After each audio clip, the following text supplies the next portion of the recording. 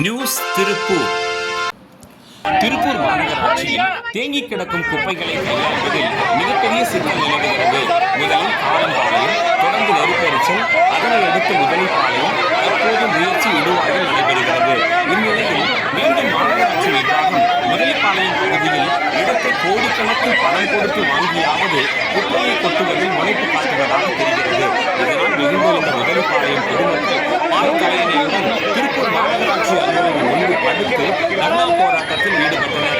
இதற்கான அனுமதி காவல்துறையால் வழங்கப்படாத நிலையில் தர்ணாவில் ஈடுபட்ட 500க்கும் மேற்பட்ட முதலிப்பாளையம் பகுதி பொதுமக்கள் கைது செய்யப்பட்டு தனியார் திருமண மண்டபத்தில் வைக்கப்பட்டுள்ளனர். மாநகராட்சி நிர்வாகம் பாரபட்சமின்றி இருப்பவர்களுக்கு ஒரு நியாயம், இல்லாதவர்களுக்கு ஒரு நியாயம் என்ற நிலைப்பாட்டை தவிர்த்து முறையாக நியாயமாக திடக்கழிவு மேலாண்மையில் ஈடுபட்டால் இதற்கு ஒரு தீர்வு கிட்டும் என்பது நிதர்சனம்.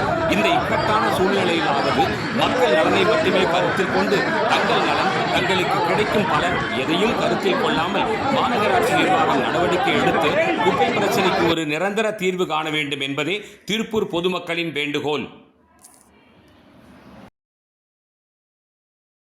நியூஸ் திருப்பூர்.